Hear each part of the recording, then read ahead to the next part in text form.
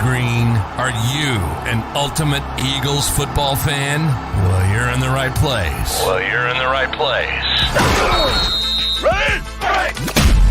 This is Birds 365, hosted by the new Mac and Mac, Jody McDonald and John McMullen. Here we go. Who collectively have covered and talked about more than 50 plus years of Eagles football. Kick off your day with Birds 365.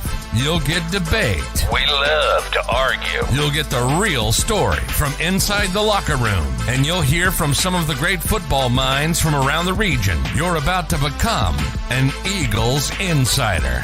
Get in the game. Join Jody Mack and Johnny Mack and join the football community that flocks to Birds 365. Birds 365 starts right now. Welcome to the NFL. Let's go! Go!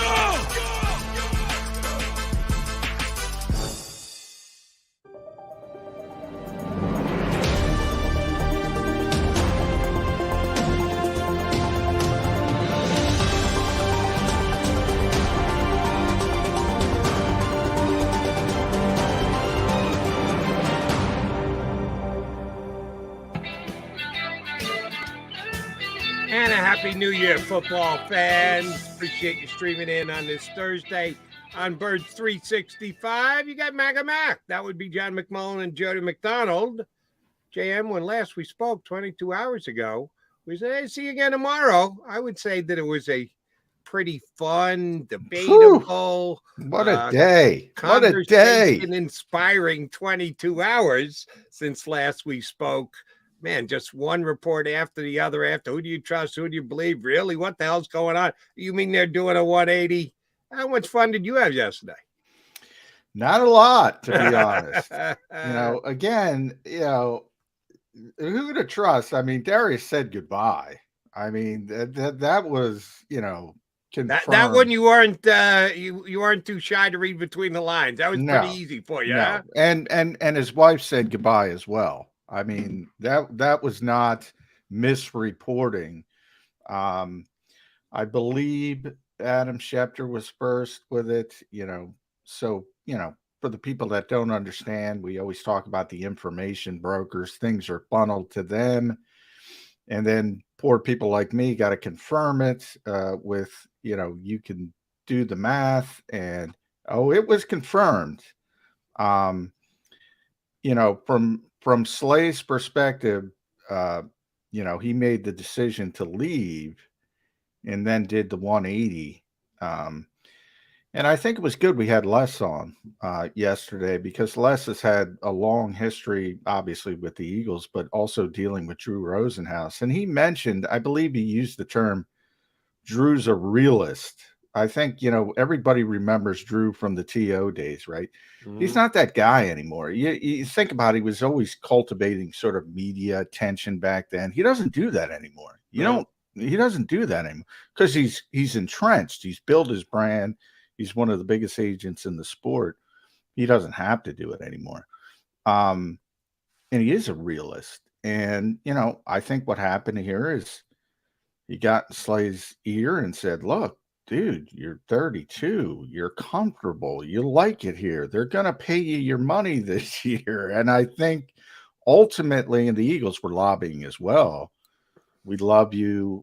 We think you're a great player. We need some cap, help. You're going to get your money and you're going to get it up front. And ultimately, he calmed down and rethought it. And, who knows, his wife, any of us who are married knows how that can have an effect. And she loves it here. She didn't want to leave. And ultimately he got the 180. Big Wolf of Wall Street guy. If you like that movie, Jordan Belfort, Leo DiCaprio, he's not effing leaving. And, he did a 180. It's happened before in free agency. You've seen certain players agree to terms with one team. Frank Gore was most famous here, changed his mind. Happens every once in a while.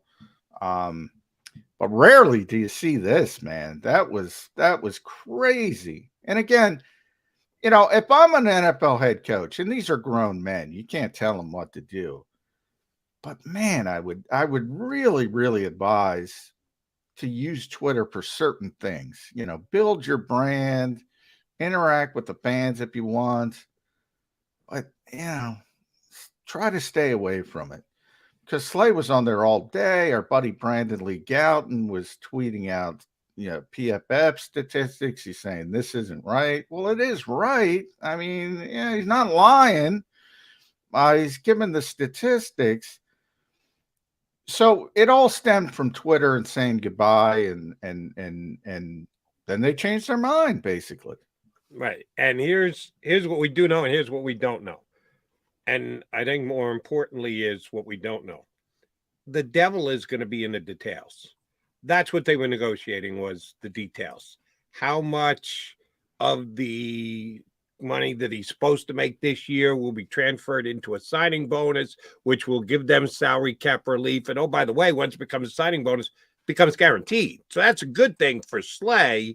His contract this year, $17 million salary, as of right now, not guaranteed until we find out what they agreed to going forward. So the Eagles were doing solid by him by guaranteeing a percentage of his salary this year.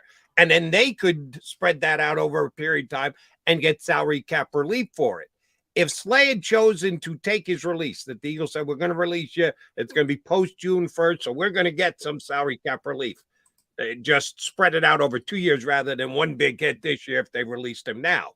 Well, that salary this year goes by the boards. It was non-guaranteed. So that was why. And I got to give Howie Roseman a ton of credit. He played this like a concerto fiddle. Yeah, he's getting his flowers today too. His agent, Drew Rosenhaus, the realist that he is, go out and check here's what we're telling we think is fair market value for you. If you can find better, we'll go ahead and trade you to that team. Well, they went out and talked to all the teams around the league, and they found out you're not getting $17 million on the open market this year, bud. That's what you're supposed to make from the Eagles. It's not going to happen anywhere else.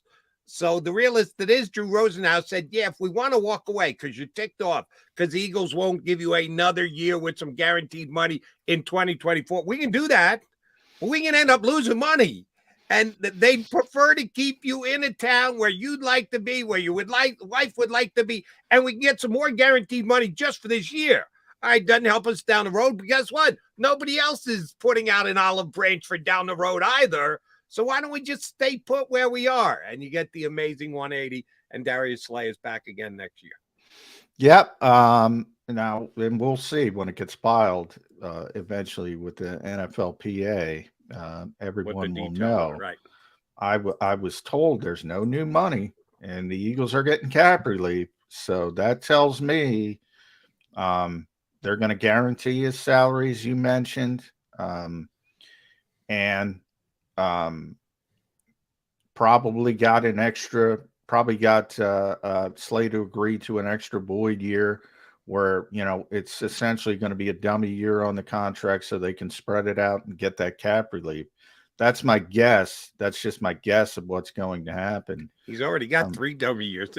When and if Darius Slay and the Philadelphia Eagles part ways, there's going to be a cap hit. There's going to be a dead money cap. Oh, yeah. Because he's already got 3 dummy years. He had another one. Now it's going to be 4. Well, I should say, as you do, that's his old contract. So the problem is when you hit the final year, and that was the Eagles, like with Lane Johnson, whenever they do with Lane Johnson, they don't have to get permission for Lane to do this stuff because he's got multiple years left on his contract.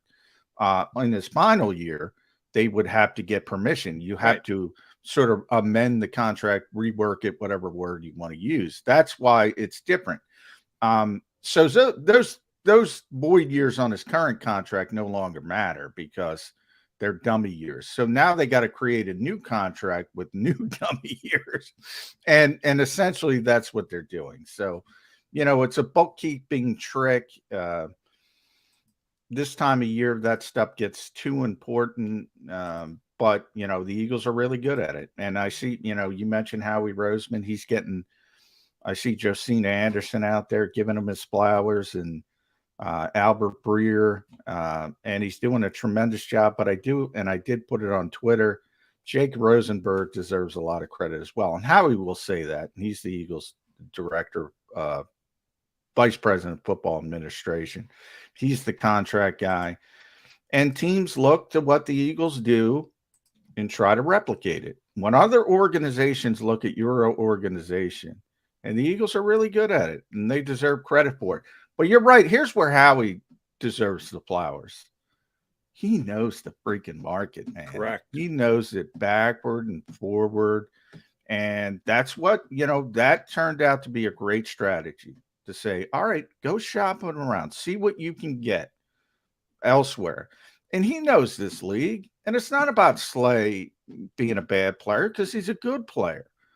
But it's the way this league does business. If you're a 32-year-old cornerback, they're not going to make these grand gestures. That's not how this league works. Dirty is a dirty word in this league, and even dirtier at certain positions, cornerback being one of them, the so-called thoroughbred positions. Now, if you keep playing well, essentially what they did is they put him on the Fletcher Cox plan. You know, if you remember last year when they sort of rebooted Fletcher's contract, now they actually released him for 24 hours. They didn't get to that point with Slay. So it's not completely apples to apples, but it's really close. And now they're going to amend this and put Slay on that 1-year plan. But all the while they're saying, we love you. You know, this is just the reality of the industry. You saw, we let Drew go out. He gave you the information. You know, and essentially, would you rather be here? Which you love your teammates. You're a team captain. You know, he was really emotional when they voted him to be a team captain, his teammates. As I mentioned, his wife, I bet you $1 million had a big thing to do with this, because she loves it here. She tailgates with the fans. I mean, she loves it here. Why leave? It's a good team, and they've taken hits. But I got news for you, Jody. The NFC looks bad. It's very early in the process, but when you talk about the quarterbacks, the AFC is loaded. The NFC, it's Jalen Hurts, and pick your poison. If you want Derek Carr, Kirk Cousins, Dak Prescott, I even throw Jared Goff. I might take Jared Goff as number 2 in the NFC. Well, you got a murderer's row over there in the AFC. The Eagles are going to be a good team. Are they going to be as good as they were this past season? Probably not. But it's an easier path in the NFC. So it's still a good team. Why leave? And that's, I think, what the Eagles sold. If the Eagles want to stay where they are, arguably number 1, number 2, San Francisco, think what you want about their quarterback situation. They are right now either the best on paper or second best in the NFC. A move that could actually move the needle, I think we had one earlier here in free agency or legal tampering, that if the Eagles were 1 and San Francisco were 2, might have made it San Francisco 1, the Eagles 2, was Javon Hargrave signing with San Francisco. Well, one that might be able to swing it back is Chauncey Gardner-Johnson. No news on that front. You and I kicked it around. Yes, could this be the day? I thought it was going to be right, too. It was trending in a positive direction. Oh, they had to clean up all the Slay business before they could get the Chauncey Gardner-Johnson business. And, oh, by the way, and again, the devil will be in the details, they cleared enough cap room for this upcoming season with the new reworked Darius Slay deal, that only lends itself to a better chance of Chauncey Gardner-Johnson coming back here. I think it's a key signing, John. They kind of need to get this done. This is going to be very important. I've heard him tied to no other teams, which surprises me. I thought at some point some other team would come out, has high interest in, is talking to, maybe not gotten close to a deal. But have you seen him tied to any other team in reporting? Denver, the Broncos. Okay. But I don't know. Aaron Wilson reported that. Very good reporter, Houston-based reporter. But I don't know how much of that is Sean Payton related. You know, Sean was obviously with New Orleans when CJ was there. So a lot of it might be just, you know, reading the tea leaves. And Sean was very vocal, if you remember, that it was a bad trade from the Saints' perspective. So he spoke very highly about CJ as a player. So I don't know how much of it is real and how much of it is just people, you know, connecting it because Sean Payton is there. Yeah, but I'm surprised, you know, he was the guy expected to go in the first couple hours of free agency, whether it was the Eagles making a move to bring him back or him getting the big deal. And clearly, to me, the big deal isn't going to be there for him. And that's better for the Eagles. And now Orlando Brown took a long time too, and he got a monster deal. So I guess it's possible, but I don't think it's a good sign for CJ as far as, you know, Jesse Bates at the top of the market at $16 million. I don't think he's getting anywhere near that. I think he might get half of that, Jody. But that's just, you know, that's just a pure guess. But I just can't see the big deal that would blow the Eagles out of the water. I don't know if it's going to be there for him. Well, it was a big 22 hours since last we spoke. John and I both thought it was more likely going to be CJGJ than the ouster, return of Darius Slay, and the return of Fletcher Cox. We haven't even gotten there yet. We will do that with our first guest. Up next with us here on Birds 365, we've got our pal Martin Frank from the Delaware News Journal. He's going to jump in here on Birds 365. Go to get your game on. Go for the beers. Go for the cheers. Go for the hit and the hits. Go for the stakes and the stakes. Go to get your parlay on. Go to get your party on. Go for the scene. Go for the screens. Go for the gallery. Go for the win. Go to Ocean. Visit theoceanac.com to plan your visit. At Pond Lehocky, we've recovered billions of dollars for our clients, and we're confident we can do the same for you. With over 250 years of combined courtroom experience, we've helped over 100,000 injured clients obtain some of the largest settlements in Pennsylvania. One conversation is all it takes to help you and your family get back on track. If you've been injured in an accident, give Pond Lehocky a call. Hi everybody, my name's Jason Lombardi. I'm an inspector at DryTech. At DryTech we offer three major services, the first one being basement waterproofing. The second service we offer is foundation and structural repairs. And then the third service that we offer is mold remediation. If you feel you are having a waterproofing issue, give DryTech a call or check us out online.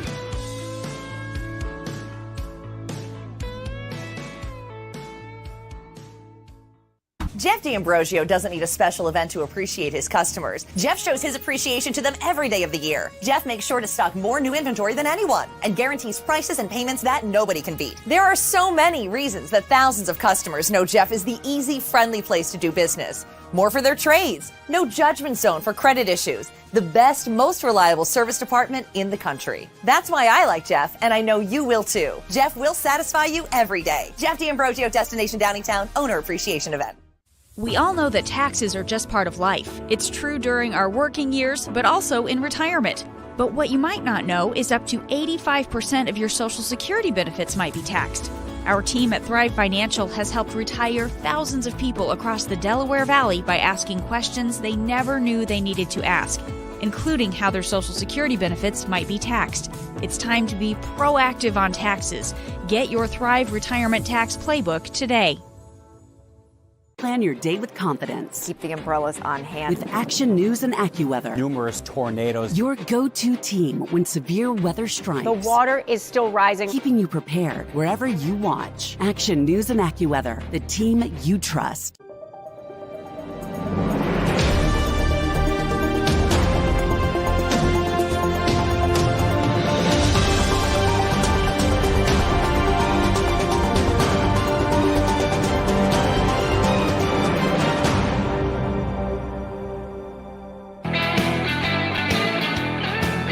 got John McMullen and Jody McDonald here on Birds 365, and it's time for us to get Delawarean. And when we do that, we head in with one of the Princes of Darkness. Now, when it's Groats, Mr. Delco Times, it's because of his attitude. When it's Martin Frank from the Delaware News Journal, it's because his room isn't as bright as ours. He doesn't have as good lighting. Martin, you look wide awake enough, though. They keep you busy yesterday covering the Birds? Yeah, I was about getting ready to go to bed. And I was in bed, Martin. I had to pop back out. Come on. All of a sudden, hey, Darius Slay's coming back. So, it was kind of an interesting night, Yeah. I'm like, come on, shut it down. Do it in the morning. At least give us that. The Eagles, it was an interesting day. 180. I call it the Jordan Belfort. If you're a Wolf of Wall Street fan, I know you and I are Moneyball fans, so I assume you're a Wolf of Wall Street fan as well, Martin. Mm-hmm. But yep. The move as a whole, I was a little surprised. I mean, coming into free agency, I thought, well, the Eagles are probably going to lose Bradbury and move forward with Slay and try to find a replacement. Turned out we thought for at least a couple hours they were going to lose Slay, and obviously they re-signed Bradbury. Now they have them both back. How much does this shift your thought process about this defense and the move from Jonathan Gannon to Sean Desai?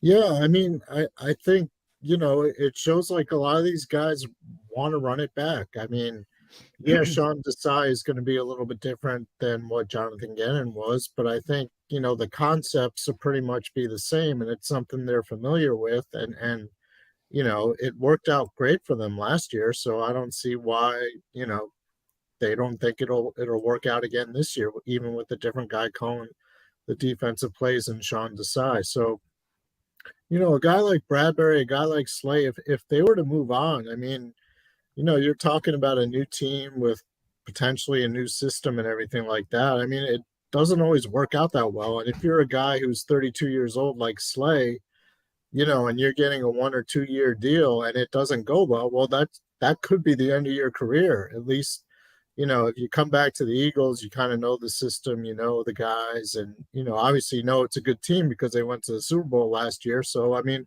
I think all that went into his thinking. Maybe, all that money that he thought he was going to get, A, wouldn't be out there, and B, even if it was, like, maybe it doesn't work out if he's in a new system with a new team and, they're not as good, support-wise around him and everything. So, I think that's why a lot of these guys decided to run it back one more year.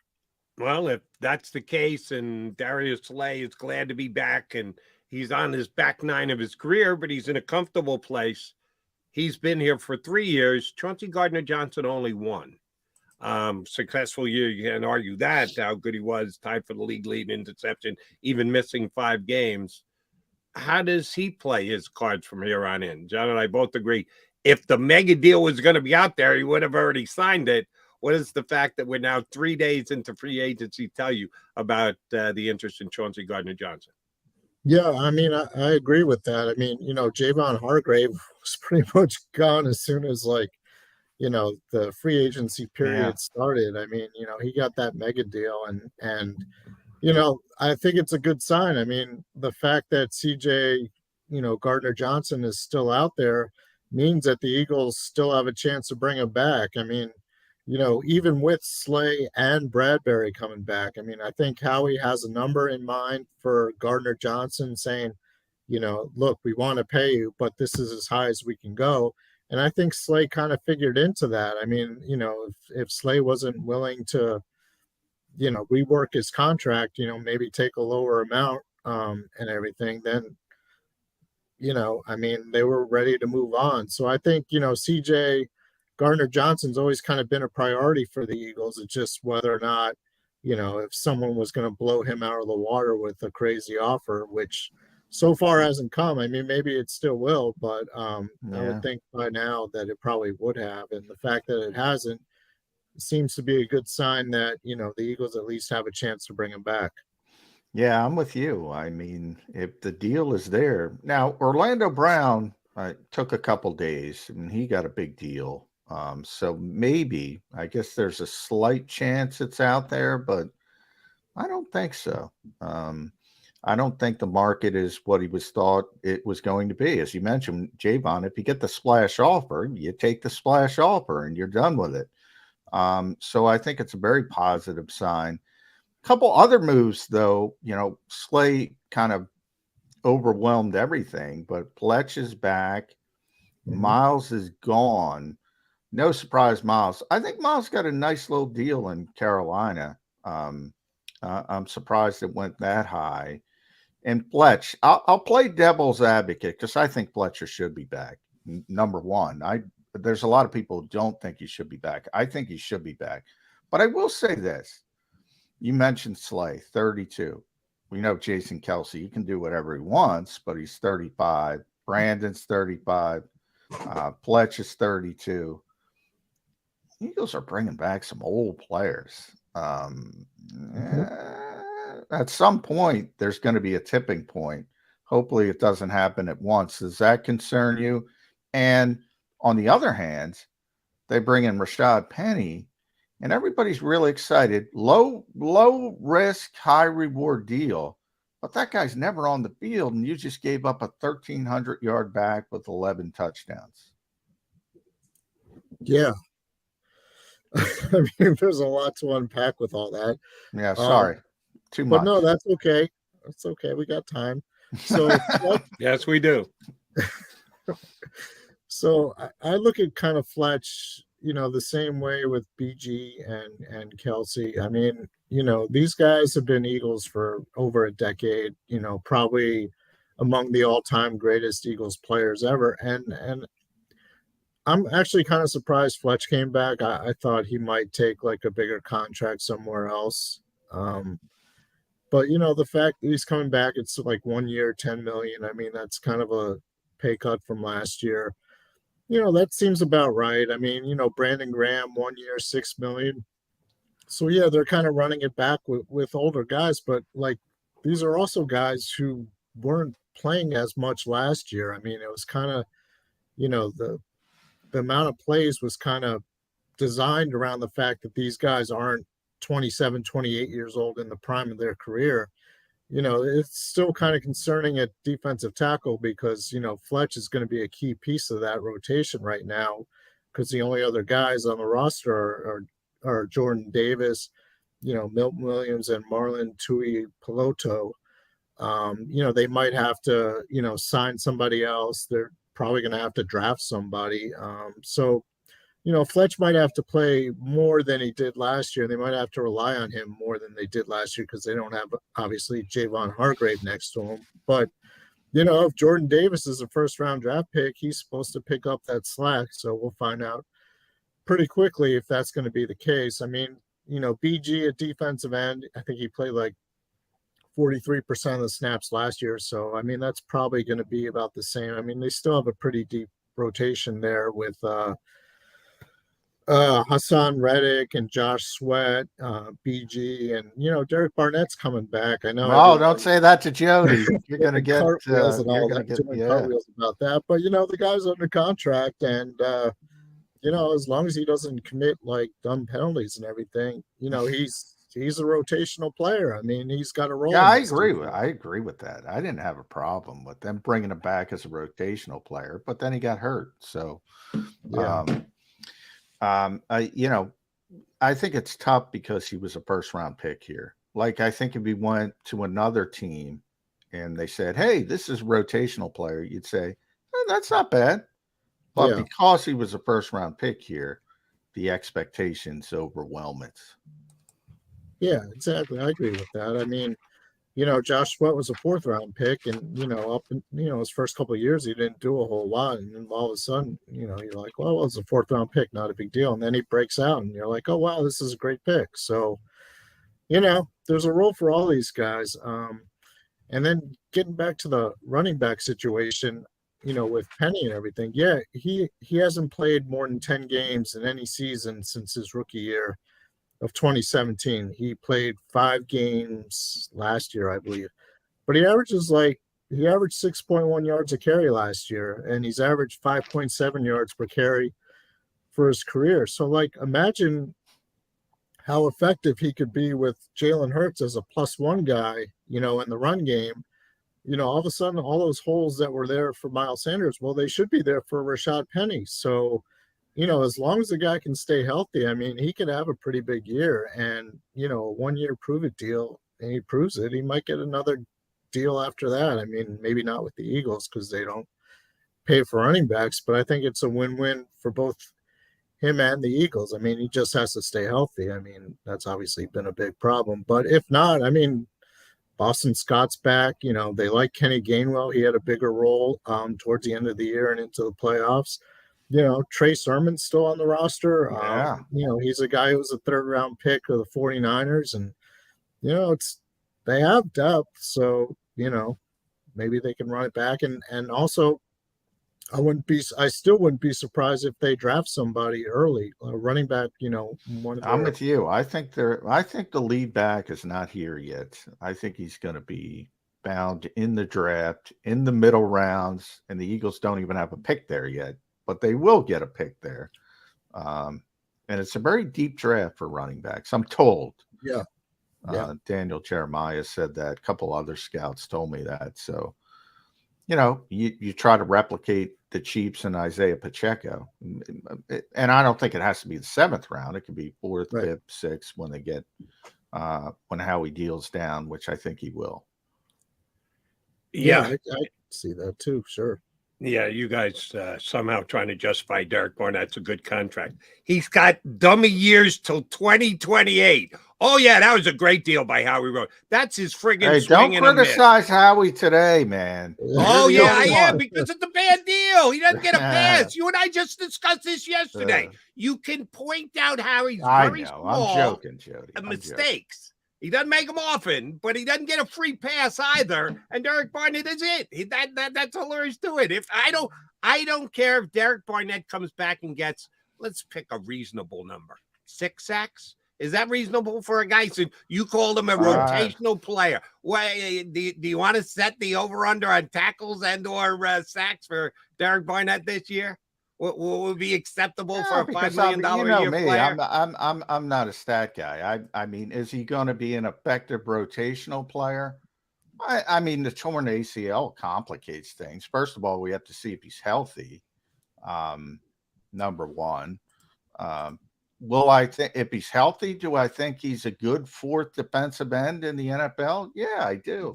I think, but the problem is he was supposed to be a star pass rusher. Now, if that's the expectation, if that's the scale, yeah, he stinks. But if the scale is readjusted and say, is he a good 4th defensive end in the NFL? I think he's a good 4th defensive end. Yeah, you and I disagree. It doesn't matter where he was drafted, who drafted what, just his salary and the amount of snaps that he gets, he will not live up to a $5 million a year contract. Just purely judging him on that, not expectation. You'd wash all those out just for what he was signed for at the age he was at last year. And I know it's kind of bad luck, but it is what it is. Don't take a snap. That's a fail. And this is going to be a fail again this year. But sorry, I just people try and make excuses for Derek Barnett and Howie Rowe. And the facts are the facts, and they just don't hold up. The fact is that Fletcher Cox is coming back. He's going to get paid. He's going to be part of that defensive rotation. When are we going to know about CJGJ? Both John and I thought that it could happen. It was a very busy Eagle day and had nothing to do with Chauncey Gardner-Johnson. Yeah, When do you think this does play itself out? I mean, at this point, it might go into next week. I mean, maybe CJ is still kind of like seeing if anybody's going to make any kind of offer. I mean, basically, CJ knows what the Eagles are willing to go up to at the max. And he's probably just waiting to see if anybody else is going to blow that out of the water. And if they do, he'll go. And if not, he'll stay. But I mean, at some point he's going to make a decision. It'll probably, if it's not like by tomorrow, then maybe like early next week. I mean, I don't think he's going to drag it out for months and months, because the longer he drags it out, the less his offer the less yeah, good everybody's got a budget. Everybody's got a budget. I mean, and, at some point the Eagles, say, well, look, you're not getting any offers. Here's our offer, take it or leave it, or we're going to move on with someone else. Boy, I hope Chauncey's out. Remember when visits were a big thing in free agency? Remember when guys would actually go to the facility and it was all, you can't let them out of the building. Now it's the exact opposite. Either you sign right away or you got to take visits. And if you got to take visits, that's a bad sign. I hope CJ doesn't have to take visits because that is a very, very bad sign. But I don't think he will. I think he's going to sign for like under 10 million now. I'm under 10 million. I'm under 10 million. I think the Eagles might get him back at 8-9 million. And if not, Denver might sign him for 11. That's my high end. I'm just going out on a limb. But, when you're not taken off the board quickly, as you mentioned, you don't get that splash deal, Martin. It's difficult. Speaking of splash deals, though, that's where I want to take you next. I don't know when it's coming, but it's coming. And that's not even the point, Jalen Hurts. But I want to ask you, when the Eagles, it seems like when the Eagles get somebody back, they always mention Jalen Hurts at some point, even defensive players. Jason Kelsey mentioned it, obvious, he was on the Rich Eisen show. He thinks the Eagles are going to be a contender as long as Jalen Hurts is at quarterback.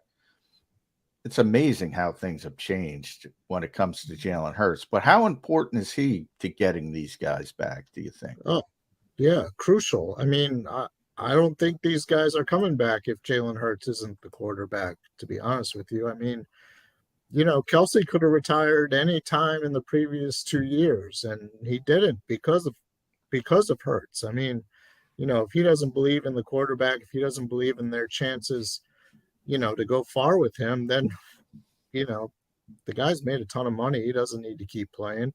I mean, the fact that Brandon Graham mentioned it, I think when he decided to come back, Jalen Hurts, I mean, he gives them the best chance to win. You look at it as kind of like Mahomes with the Chiefs. I mean, you got to pay him.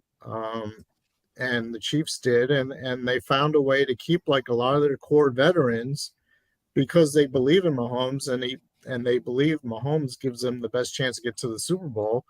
And, you kind of fill in the blanks with young guys, you draft well, you sign low cost guys. I mean, the Eagles are following the Kansas City Chiefs playbook on how to, keep winning with an expensive quarterback. And, the fact that, guys like BG and Kelsey and I would assume Fletcher Cox is in the same boat are coming back. It's because of Jalen Hurts. And, they have the best chance to go out in their careers with another Super Bowl because of him. And I think that's a huge, huge reason why a lot of these guys are coming back because of Jalen Hurts. And he'll get paid, and the Eagles, Howie will find a way to make it all fit under the salary cap. I mean, the fact that, they want to sign Hurts to a deal this offseason helps them in that regard, because then you could space out the signing bonus beginning this year. When his salary cap hit is 4.8 million, you add like 10 or 15 million to that, and that still makes him incredibly affordable this year for a top quarterback in the NFL. So, I think it'll get done. It's just a question of when. And, I think a lot of these guys want to run it back with Hurts because he's the quarterback and he's going to be entrenched for many years to come. All right, so if we're all confident that Jalen Hurts will not only be here, but sign to a contract extension, I hope he plays all 17 games, because right now Ian Book is the backup quarterback and the guy who will be stepping in if Jalen Hurts misses a handful of games this year. You got confidence in Ian Book there, Martin Frank? I think the backup quarterback is not yet on the roster. Oh, come on. Come on, Ian Book. You gave Trey Sermon. Come on. The sermon from the book of Job. You got to give them all credit. Yeah, exactly. You got to keep they'll keep him as a third quarterback. I don't see why they wouldn't, but it's the quarterback market is still kind of like sifting its way back down to earth and everything. there are a lot of guys out there. I mean, who knows? Maybe even Minshew comes back if no one's going to give him a chance to start. Yeah, You know, Jacoby Brissett, that was a tough one. yeah, But he I know was that always was. going to, and He he's got got a a lot of chance money to though. start there. I mean, let's Yeah, and be he got a honest. lot of money, and the Eagles weren't going to pay that for a backup quarterback. So No, But no. that's the going rate now. You want a guy who started in the league before. Jarrett Stidham's getting $10 million per, Martin. If it's not going to be $10 million, it's going to be Ian Book. possibly. I mean, how many? Chad Henney's been Mahomes' backup quarterback for how long? Up until he just retired. So, if you got to stay healthy. And I mean, never forget the trade market with Howie Roseman. Never forget the trade market, because look what they did with Gardner Minshew. He might identify a quarterback that maybe is not they liked in the draft, is still on his rookie deal, and go that route. There's ways of doing it. And Howie proves that every year, and everybody seems to forget. Whether it's Bradbury in June, CJ August 30th, Linval Joseph in November. They traded for Gardner Minshew on a rookie deal. Who's to say they can't do it again to get a backup quarterback? Yeah, absolutely. I mean, Howie calls like player acquisition season goes from March 15th all the way until the trade deadline at the end of October. So, yeah, I mean, he'll find a way. I mean, he's not going to spend a lot of money on a backup quarterback, but he'll find one somewhere. It'll be interesting to see who that is. All right, we touched on it briefly. I just want to get a second opinion on Miles Sanders going to Carolina. I'm a Miles guy. I'm a fan. He had it's career year this year. His contract is fair market value. I don't think he got overpaid. I don't think he had to compromise tremendous amount to get the deal that he got from Carolina. And yeah, the Eagles brought in Rashad Penny, who's a big play guy who can't make big plays when he's sitting on the sidelines, not dressed. So there's an upside and a downside to both. You don't think there's any way that Rashad Penny's going to put up better numbers here in Philadelphia than Miles is down in Carolina, do you? Better, probably not, but good enough. I mean, if he gets anywhere from 800 to 1,000 yards, I mean, I think anybody would be pretty happy with that. 800 to 1,000. Martin, he's never gotten that in 5 years in the league. Well, he's never played more than 10 games. I think he had 700 one year. Yeah, 700. Is the food better here in Philadelphia? I always thought the food was good in Seattle. Keep you healthy, all that fish you eat up there. Yeah. What makes you think he's going to stay more healthy here than he's been for 5 years in Seattle?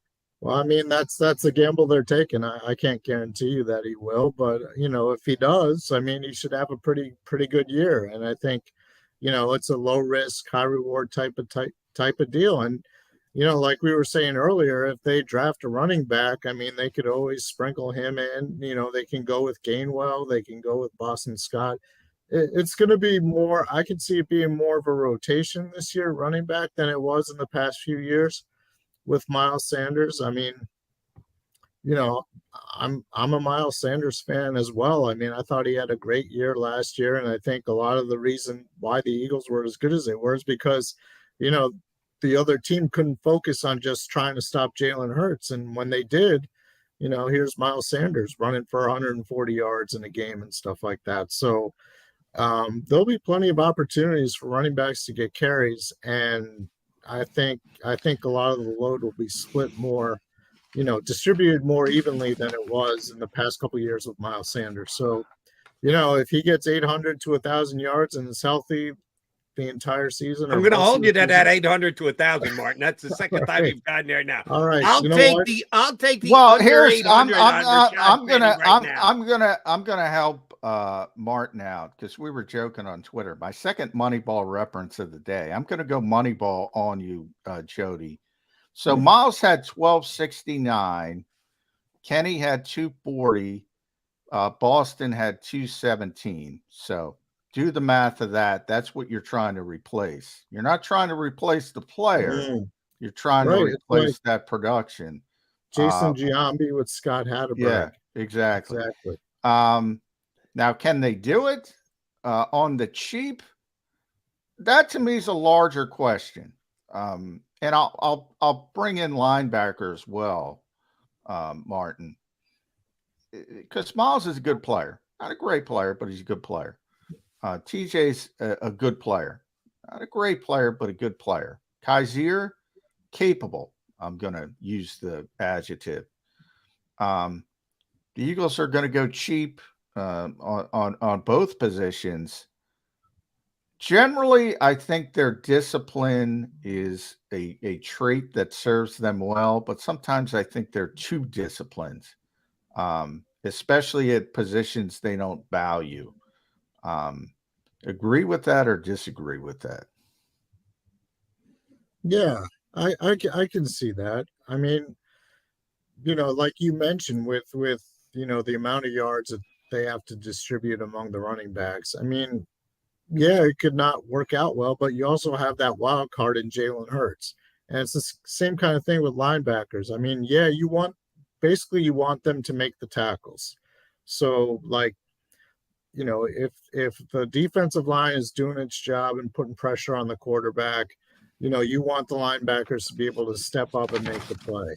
And, TJ Edwards and Kaiser White did a good job with that last year. And Jacoby Dean and whoever else is playing the other linebacker spot, which, that still has to be determined. I mean, they're going to have to fill that role. And it's not a huge role, but it's an important one. And, if the Eagles can find a way to make it work, then, they won't have a big drop off from losing TJ Edwards and Kaiser White because, their linebacker system is it's kind of one where, you just want to fill the gaps.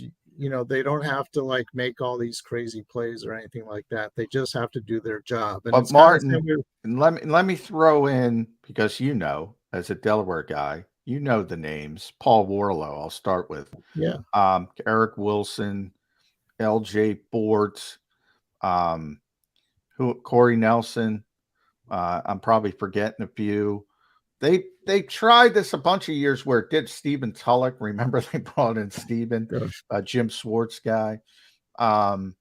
They've tried this a bunch. There was a guy who retired too, right? What was his name? Oh, Stephen was older. Stephen didn't retire. It was like the COVID year, maybe.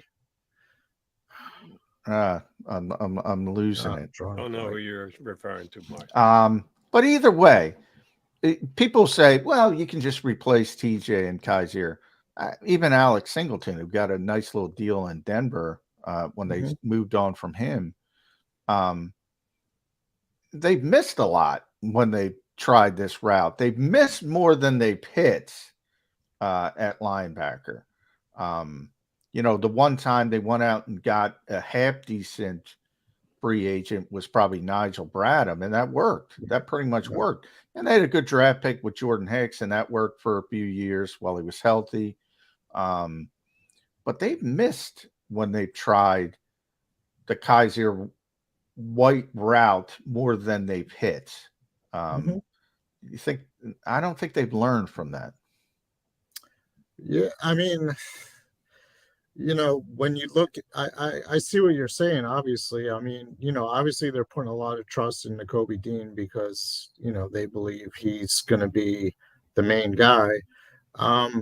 But, they just don't put a lot of trust, or they don't put a lot of emphasis on the linebackers. They just want them to be able to do a job. And, if they can, I mean, is it the end of the world? I mean, maybe you use a third, you use a safety more in that kind of role, like a hybrid type of safety, which, teams are doing more and more anyway. I mean, you put in your dime package. A lot of times you only have one linebacker on the field anyway.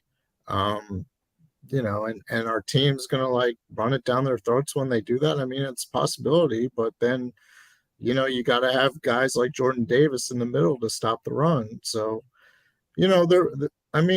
all this stuff that they're doing, I mean, there could be some risk involved. I mean, they just have to, they have to put a lot of trust in their young guys that they drafted to fill the roles. And if they can, then great. They should still be a good defense. And if not, then, they're going to have to like try something else next year, because, that's kind of how they're building the defense. I mean, they want to get after the pass rusher like they did last year, and they have a lot of those guys back, and they want to be able to cover, receivers in the secondary, and they have a lot of those guys back. So, you just have to, with everything else, you just have to fill it in, plug it in somehow, and make it work. All right, last one for me, Martin. Eagles' best free agents still sitting out there, guys who were eligible for free agency, lost some, retained others, is CJGJ, and we'll see if today is the day that something actually gets done. But we almost never talk about Isaac Seumalo. And he's a favorite of the offensive line coach, always speaks highly of him. Know they've got Cam Jurgens, who they believe is ready to be plugged in and played. But Isaac has been a very important piece to the best offensive line in football for a couple of years. Does it have to be a one-year deal to bring Isaac back to keep flexibility? Is he going to get a multi-year deal? Another name that I haven't seen a lot of rumors attached to as to where he may be landing. What's going to happen with Isaac Seumalo? I don't see him coming back. I mean, I think they really want Jurgens to play. We didn't see Bradbury coming back either. True, but I mean, I would be surprised if they brought him back, because I can't see. I mean, I can't see how they want to sit Jurgens for another year. I mean, I just, He's the heir apparent, Martin. He's the 16th heir apparent to Jason Kelce at last count. They keep going through these guese. Oh, Isaac was supposed to be like two of theirs, like Landon Dickerson was supposed to be one, and he's like an all-pro left guard. Yeah, so that's out. Yeah.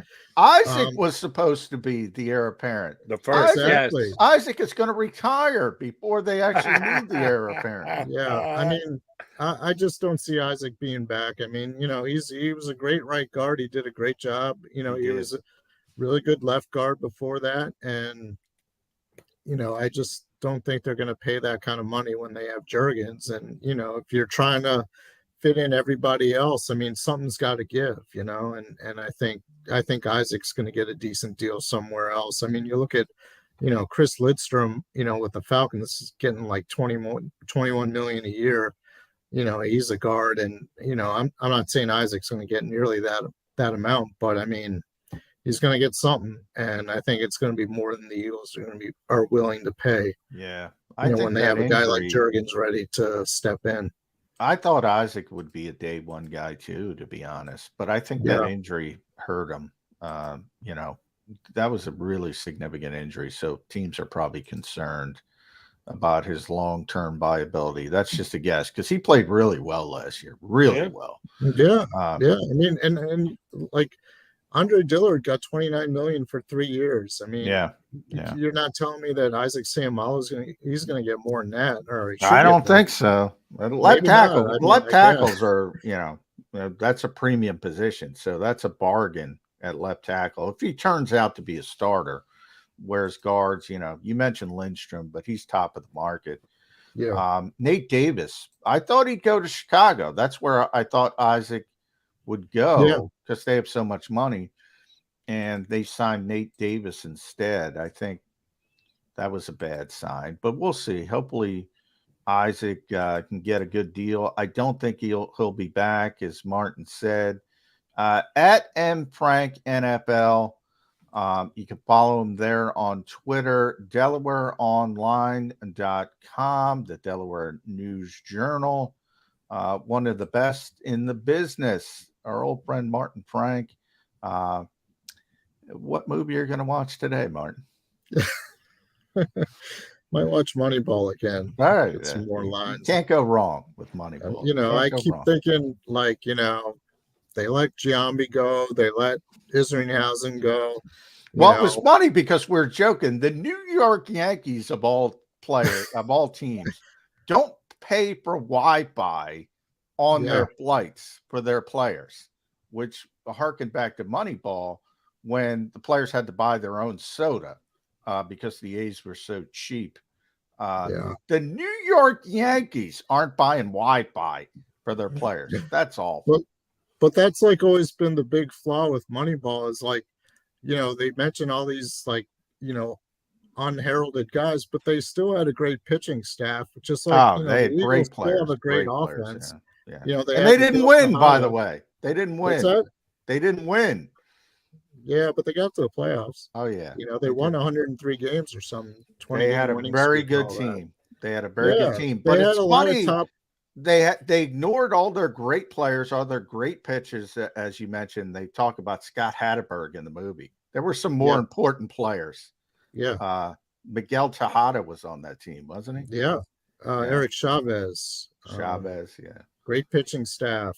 A lot of really good guys. So, but it was all Scott Hatteberg. We'll see if Howie's got any Moneyball moves up his sleeves here to get himself to backup quarterback. Martin, good stuff. Always a pleasure, bud. Appreciate it. We'll get you back on in a couple of weeks. Thanks much for jumping in today. All right. Always a pleasure. Take it easy, guys. Thanks, Martin. Martin Frank from Delaware News Journal here with us on Birds 365. Coming up next hour, we're going to have D Gunn. That's right. For those of you who have been forlorn without the sports take this week, those guys got a little respite. The Mac guys on Birds 365 did a couple of weeks back. Sports take guys get a little bit of a break. But then, why? We can't. Eagles making all these massive moves. We don't hear from D Gunn. Hell no.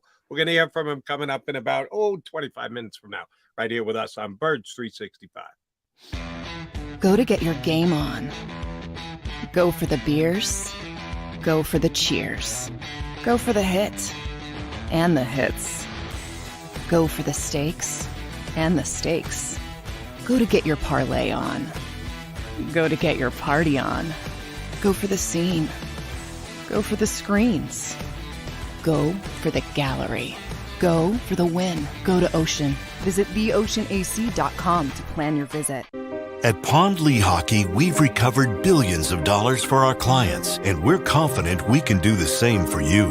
With over 250 years of combined courtroom experience, we've helped over 100,000 injured clients obtain some of the largest settlements in Pennsylvania. One conversation is all it takes to help you and your family get back on track. If you've been injured in an accident, give Pond Lehocky a call. Hi everybody, my name's Jason Lombardi. I'm an inspector at DryTech. At DryTech we offer three major services. The first one being basement waterproofing. The second service we offer is foundation and structural repairs. And then the third service that we offer is mold remediation. If you feel you are having a waterproofing issue, give DryTech a call or check us out online.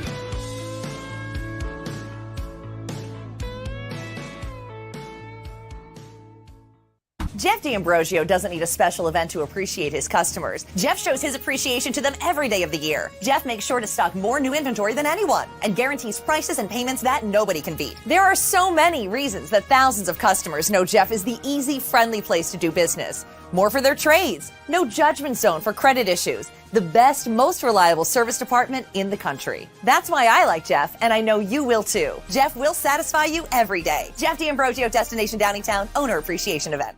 We all know that taxes are just part of life. It's true during our working years, but also in retirement. But what you might not know is up to 85% of your Social Security benefits might be taxed. Our team at Thrive Financial has helped retire thousands of people across the Delaware Valley by asking questions they never knew they needed to ask, including how their Social Security benefits might be taxed. It's time to be proactive on taxes. Get your Thrive Retirement Tax Playbook today. Plan your day with confidence. Keep the umbrellas on hand. With Action News and AccuWeather. Numerous tornadoes. Your go-to team when severe weather strikes. The water is still rising. Keeping you prepared wherever you watch. Action News and AccuWeather, the team you trust.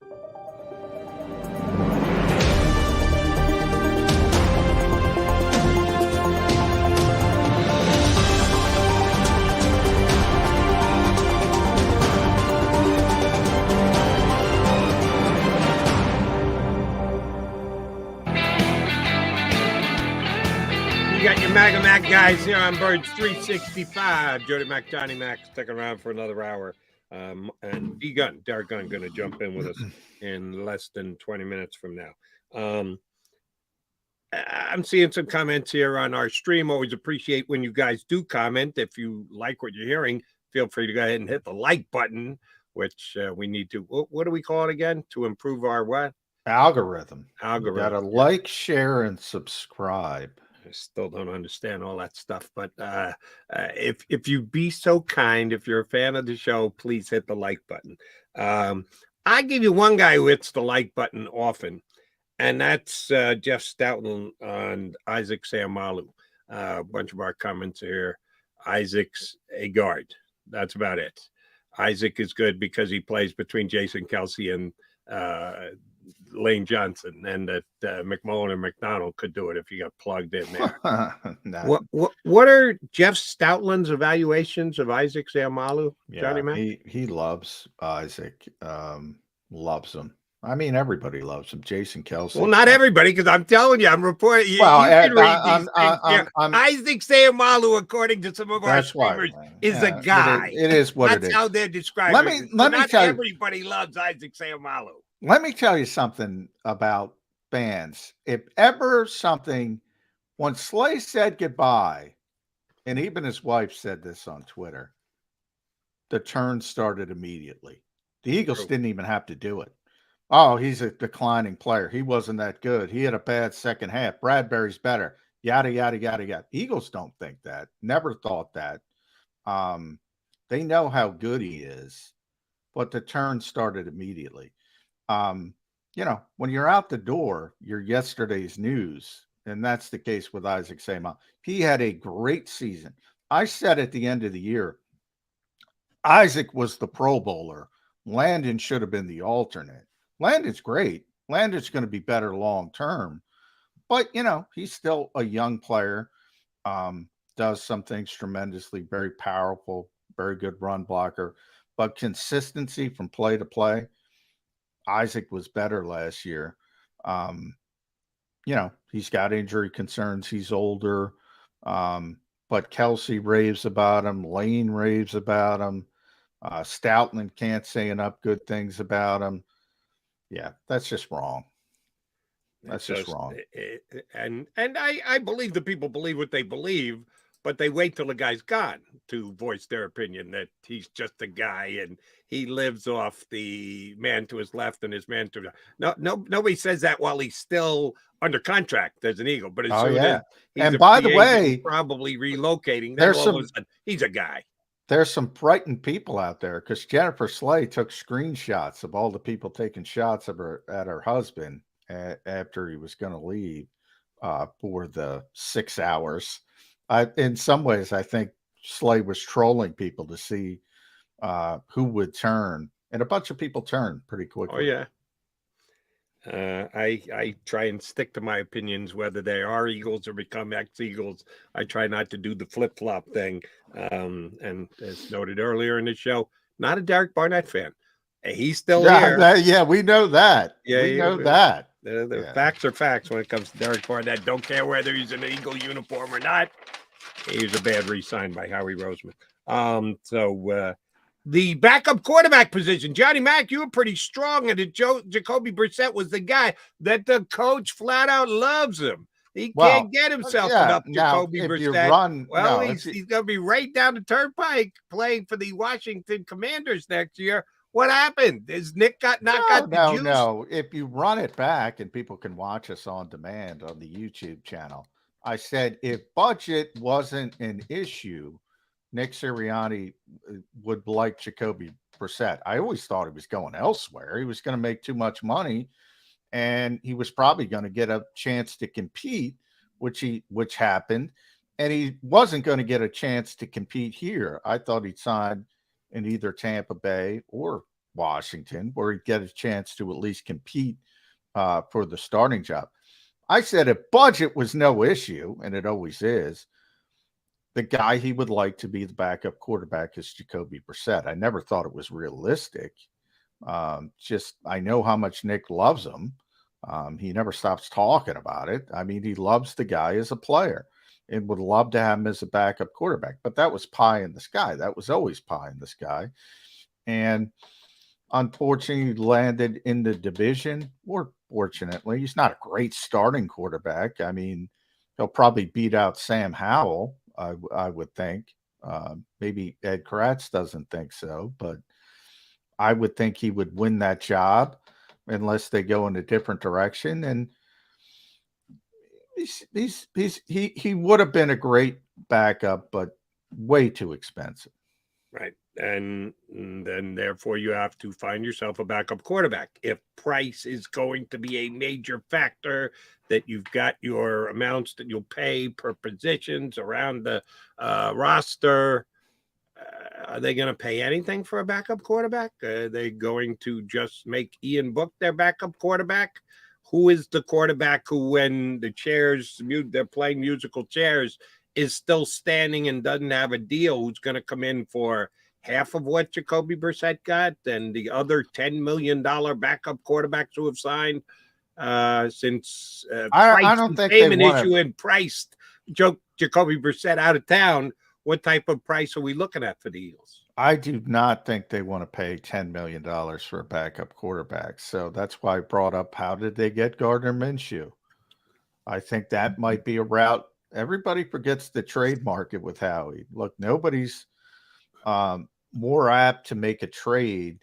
And, they're probably culling over everybody else's roster. And if there's a third string quarterback who's blocked by maybe a veteran backup who's still on his rookie deal and they liked him in the draft, they might go that route.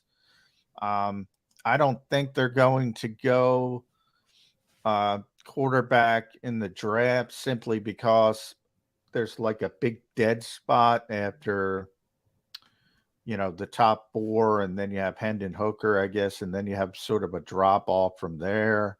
So I don't think that's viable. But yeah, I mean, Ian Book has not had a training camp yet. I mean, the guy was a 4th round pick. As I said, Tommy Rees is very close to Nick Sirianni. It's probably the reason why he's here, Ian Book. He's going to compete. I mean, I don't, I remember him from his days in college. He's, a little bit undersized, to say the least. But he won a lot of games, and you're talking about a backup quarterback. You're not talking about you can't have a great player at backup quarterback. And if you do, it's going to be very short because you're going to have to flip them and trade them. And that's what the Eagles planned to do with Jalen Hurts back in the day. All right, let's draft him to be the cost-effective backup.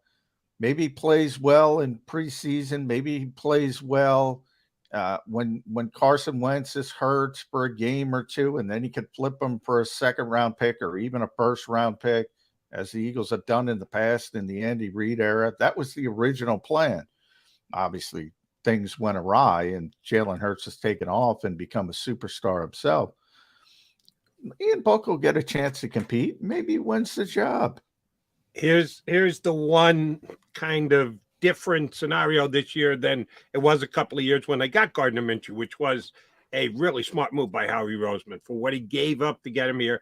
And I know that he never flipped him and didn't trade him and even upgrade the draft pick that he gave up. So what? He was here. He was a viable backup. That was a good trade by Howie. But he already had Joe Flacco here. They had a backup quarterback at the time. Gardner was the 3rd man coming in. So you could afford to do something like that, because if Gardner came in, wasn't happy about it, it just didn't work, blah, blah, you move on because you got your backup quarterback already. They don't have that this year, John. So if they're going to go out and redo the Gardner Minshew deal, find someone on someone else's roster who's ready to move away from you, have to give a pickup for, which Howie did. And oh, by the way, I'm trying to remember that year if they had an excess of picks. They don't this year. They have one less pick. They've got 2 7s, 2 1s, but they've got 3 open holes in the middle. And we all believe that Howie's going to be able to do some wheeling and dealing come draft day. If you're going to make a trade for a guy, it's going to have to be after the draft again. So you're going to go all the way leading up to the draft without a backup quarterback in place? Well, they traded for Gardner very late, but you know, with Joe, I mean, they got killed for paying Joe. What the hell was it at the time? I'd have to look it up. Maybe $3.5 million. I don't know, somewhere in that range. And they, you know, a lot of people killed him. I know our buddy Jimmy Kemsky, he killed him for that. And you know, the 2.8 was the deal, and numbers for backup quarterbacks have exploded, as you mentioned. I think it's a different landscape. I mean, 2.8 seemed like a lot for an aging quarterback back then. I think if they could get that deal now, they would have done it already, but they can't. So I think you have to think about it a little bit. And even though it was a short time ago, that's how drastically things change. You know, do you want Nick Mullins back? You know, he got $4 million guaranteed. Yeah, it's a different landscape. Right. And timing is everything, because the longer you wait, the more it comes down. I think it's going to stay inflated, period, because like you just said, Flacco's less than $3 million was questionable just a couple of years ago. Now that would be considered a bargain. Today it would be a massive bargain, but the numbers will come down as we get closer to the offseason. I'm pretty sure that's going to be the case. All right, you and I have only done a couple minutes on Fletcher Cox. 1 year, $10 million. Last year, Howie wiped the slate clean, released him, re-signed him, took the cap hit they were supposed to take. Now this year, Fletcher is done at the end of this year. You just get the $10 million off your cap. No future years, no spread out signing bonus, at least not what we know so far. Fletcher wasn't a $14 million player last year. It's a good player, solid player, above average player, not a $14 million player. Will he be a $10 million player this year, Johnny Mac? I don't know, but they need him. I'll say that. I mean, you know, it's, again, you can get too caught up in valuation at times. You know, from fans' perspective, I always say it's not your money. Don't worry about it. Once it's done, you know, work on the deals. He's important for this team at this spot because they lost Javon Hargrave. You can't lose them both. Said that from the start. I mean, it's fine in the off season. Yeah, but they lost. Well, they haven't lost the other safety yet. Will you say the same at safety? And yeah, you can't lose them both. I said that about safety, cornerback, and linebacker. No, and they lost both linebackers and defensive tackle. And I think it's a mistake what they did at linebacker. I've been pretty honest about that, and we'll see how things shake out. But you lose, you know, the offseason, I call it, because I think it was just so funny, you know. I hate to pick on these guys, but Kerry Vincent, Mac McCain, Tay Gowan, and Zach McPherson, who's still here.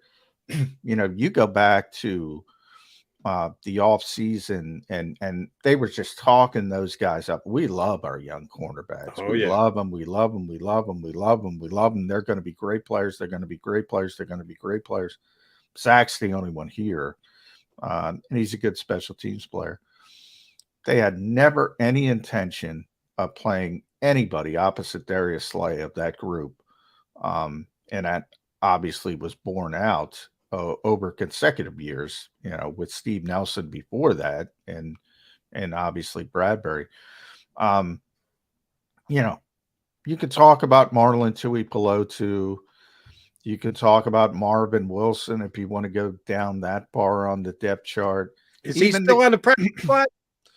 Yeah, he signed a futures deal, so he's back. Yeah. Even higher profile guys like Cam Chergins and Jordan Davis, obviously, as a first round, and Nakobe Dean. I mean, that's a lot of uncertainty to be counting on for a team that, again, figures to be a contender, especially in the NFC. That is a lot of uncertainty, And, if you lose one, and I thought they would lose Javon, you got to bring Fletcher back. You lose one, I thought they were going to lose Bradbury, you got to bring Slay back. Ultimately, they're getting them both. You lose one, if you lose TJ, you got to bring Kaiser back. They didn't. If you lose CJ, you got to bring Epps back. They didn't. So they better get CJ back. Otherwise, it's going to be difficult sledding at certain positions. And I think it's going to be really difficult sledding at linebacker, at least early on. Hopefully, Nakobe Dean develops quickly. Yeah. There's certain things I don't agree with. I don't agree. Same with you. I don't agree with everything they do. For the most part, I think they make smart decisions. I think they made a poor decision at linebacker to let go of both of those guys. And one of the things that scares me about linebacker is the track record is not only with their free agent moves, but certainly in the draft, they don't put a lot of stock in linebacker value in the draft either. So if I thought that there was going to be a linebacker that they get with either the 30th pick, the late first rounder, or the second. And again, there's a good chance that Howie will move and change those positions in the draft. But they have no reason to believe that they'll take a linebacker who can plug and play this upcoming year, because they just haven't. The Howie Roseman track record is what it is. And if they're not going to find that replacement via free agency more inexpensive than Kaiser White, really, you're gonna find a starter for less than Kaiser White? Well, we'll see. And or from the draft, somebody's got to get out there and play linebacker for them. Yeah, exactly. I mean, I don't know who that is. I would love to at least have a name I could guess with. I don't even have a name I can guess with. You constantly hear it, even with good players. Like we're talking about it with Isaac. That's a good player. That's a Pro Bowl alternate player. Oh, they'll replace Isaac Seumalo. Really? I mean, is Jack Driscoll as good as Isaac? Because he played, due to injury. He wasn't nearly as good as Isaac. At linebacker, they'll just replace him. We gave you all the names. You forgot Eric Wilson that quickly? You forgot Paul Warlow and LJ Fort and Corey Nelson and Stephen Tulloch? It's not just, pick somebody off a tree. These guys were capable. That's the adjective I use for Kaiser, because he wasn't great, but he was capable. Those guys weren't capable. All right. I've seen a couple guys on the stream mention this today. Isaac Seumalo, just a guy. Well, if he's just a guy, who's going to be playing linebacker for the Eagles? Less than a guy? He's a half a guy? He's a quarter of a guy? If Isaac is that level, just a guy, there's no guarantee. But that's incredible disrespect for Isaac, who really is a really, really good player. Kaiser White, if you want to use the Jag term, yeah, he's just a guy. You're capable. That to me means capable.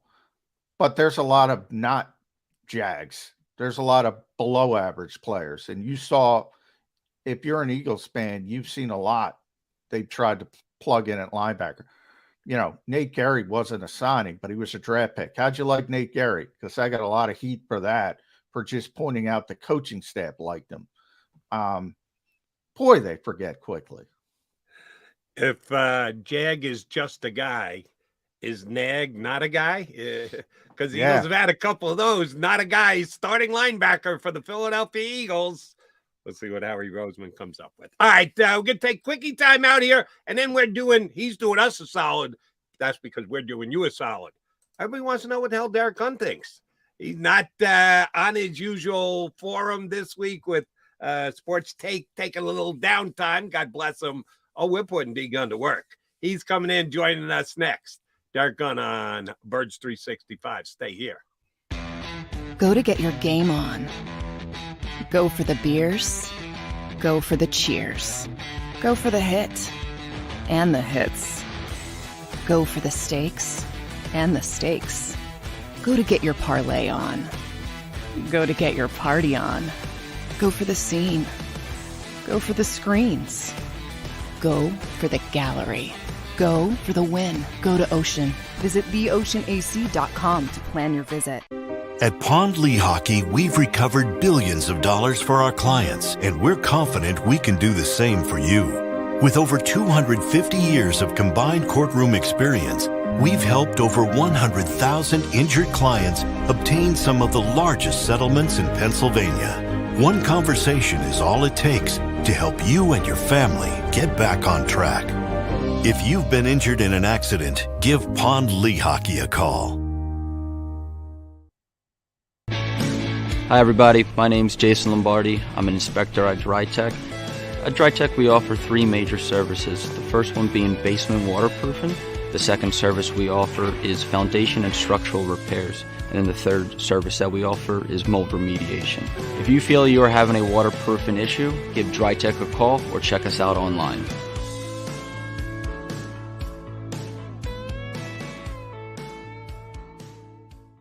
Jeff D'Ambrosio doesn't need a special event to appreciate his customers. Jeff shows his appreciation to them every day of the year. Jeff makes sure to stock more new inventory than anyone and guarantees prices and payments that nobody can beat. There are so many reasons that thousands of customers know Jeff is the easy, friendly place to do business. More for their trades, no judgment zone for credit issues, the best, most reliable service department in the country. That's why I like Jeff, and I know you will too. Jeff will satisfy you every day. Jeff D'Ambrosio, Destination Downingtown, Owner Appreciation Event.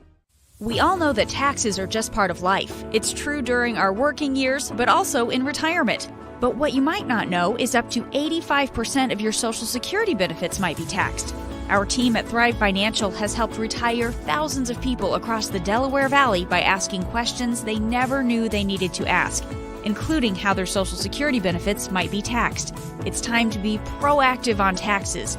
Get your Thrive Retirement Tax Playbook today. Plan your day with confidence. Keep the umbrellas on hand. With Action News and AccuWeather. Numerous tornadoes. Your go-to team when severe weather strikes. The water is still rising. Keeping you prepared wherever you watch. Action News and AccuWeather, the team you trust.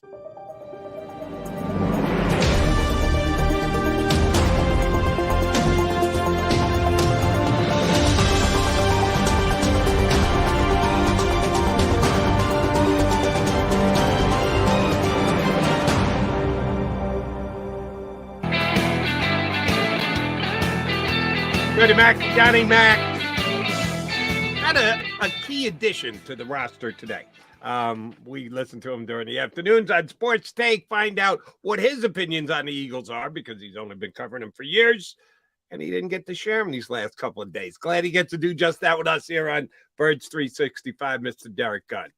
D-Gun chomping at the bit to get on with us here today with the fact that the Eagles have done as much good, bad, and indifferent these last couple of days as free agency's kicked in.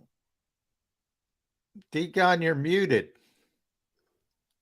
See, that's what happens when you get a Take a couple of days off and forget to turn on the microphone. You forget all the basics, man. Yeah, you know, it's funny. That's funny. You look forward to getting some time off just to clear your mind and to get away from, as much as we love doing what we do, you know, we all like to get away. And for me, getting away this week is catching up in an abundance of honey-do lists. Like I'm just finishing up painting woodwork trimming around the kitchen floors. And I'm just, last night I painted 3 doors near the kitchen area, garage door area. So I got to go back and touch those up, spending more time with the grandkids and stuff like that. Right. But then when you see all this activity, all this feeding frenzy, which is what the first day of free agency is all about. You get to start chomping at the bit. You want to talk to somebody, you talk to your wife and she's like, okay. Oh, okay. I'm like, you don't understand here. What's going on? Yeah. But yeah, you have the same life as me, Derek. I had to go back to work to get some rest. I had so much stuff to. I know, man. And I'm not going to catch up. I'm not going to catch up with everything, but just to get a few of the minor things out of the way, you know. And you're right. When you get back to work, John, oh, honey, I wish I could do it, but I got a show to do. So much stuff to do. Yeah, you know.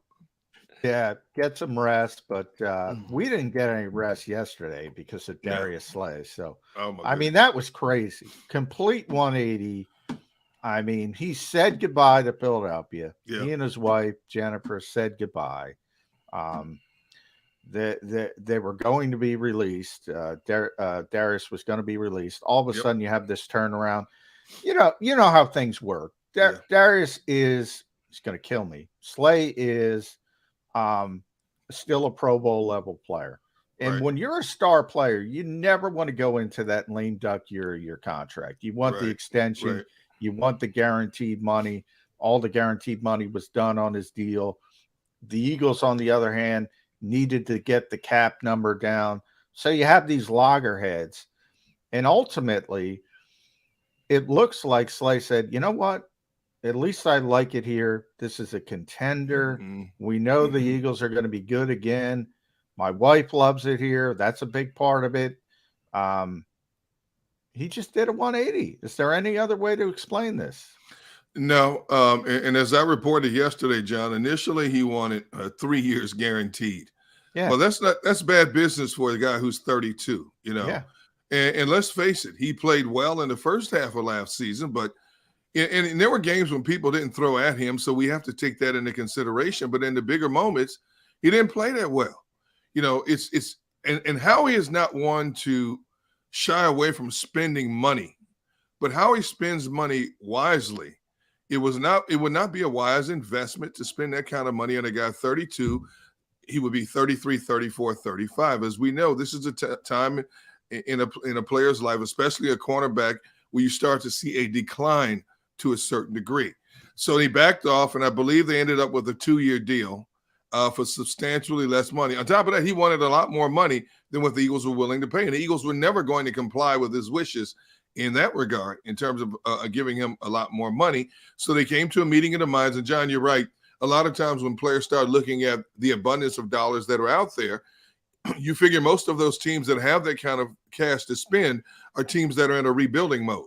You know, they're not the creme de la creme of the teams that are close or have been to a Super Bowl or deep in the playoffs. And when you're at the stage of your career, you don't want to be a part of a reclamation project. You know, Houston looks appealing to a lot of people, but they don't have a quarterback. They got a whole new coaching staff down there.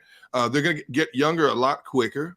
You look at some of the other teams around the league, you know, Atlanta's one of those teams. We don't know which way that team's going to go. Arizona, we don't know what that team is. So while money out there can be appealing, players get to a certain point, they want another shot at that brass ring. And let's face it, what happened to this Eagles team in the Super Bowl left a bad taste in a lot of their mouths. And, you know, a few weeks ago, we thought this was going to be a completely different looking defense. Now the defense is not looking so bad right now. Who's going to be coaching up Darius Slay and James Bradbury? And if he returns, Chauncey Gardner-Johnson. They moved on from their defensive back coach, didn't get the DC position, so he took his act to Baltimore. What do you think Sean Desai is planning as far as positional coach for the DBs goes? Well, correct me if I'm wrong. I believe they've already named a new DB coach, if I'm not correct. Well, they named a nickel coach, so it looks like nickel. They're going to go more specialized. Local played at Westchester, got some Temple background as well. Rennell, I think it's I forget. I don't want to say. It's Rennell Williams, maybe. I forget the last name, but I thought it was interesting because I haven't seen many just slot specialists. I haven't either. I think, you know, it's sort of that forward thinking the Eagles are known for. DK McDonald is still here, who was Denard Wilson's assistant. So maybe they elevate him. But there's still some shoes to drop when it comes from that standpoint. But D-Gun, I want to go back to the defense as a whole. I think you're right. Anytime. Look, the Eagles, they might have the best cornerback trio in football when you add Avonte Maddox and nickel. You get Fletcher back. That's nice. But you do have a hole up the middle. They lost Javon Hargrave, who had a tremendous season. You lose both linebackers. You lose Marcus Epps at safety, who played 99% of the snaps. Absolutely. The only time he came off the field was in blowouts. These aren't great players except for Javon, who was one of the best interior pass rushers in football. But they were really, really important for the second-ranked defense. Are we kind of just glossing over those losses? I don't think so, John, because you can't pay everybody. You can't keep everybody. And when you're a team that gets to the Super Bowl, whether you win it or lose it, everybody else is circling like vultures to pick your bones clean. And that's exactly what has happened to this team in terms of coaching staff and key players. But those who departed left behind a young nucleus that already has a year in the system. You have a Jordan Davis. You're going to have to find out now why he was drafted in the first round. Can he be that player that wowed everybody coming out of Georgia? That's why you have a Nakobe Dean who basically plays set special teams. You didn't have to overuse him because you had Kazir White here. Now it's time for these young men to step up. Now you got to play in a whole new system. Will they flourish or fail in this system? We don't know. And people say, we're going to find out a lot in training camp. No, you're not. You're not going to find it out in OTAs. No. You're not going to find it out in training camp. You're not going to find out in preseason games. We will not be able to form an honest and thorough and fair evaluation, at least until about a month into the season. There's so many new components that have to be integrated on this defense. You know, and when you have a veteran group of guys coming back like the Eagles now do, the coaching staff to a certain degree has to win these guys over. You know, you're looking at highly decorated players like a Fletcher Cox, a Brandon Graham, Darius Slay, James Bradbury. So you've not only got to get used to a coaching staff, they've got to buy into what you're doing. You know, and that's not an easy thing to do in today's brand of football. The components are there for them to have success. How will it mesh?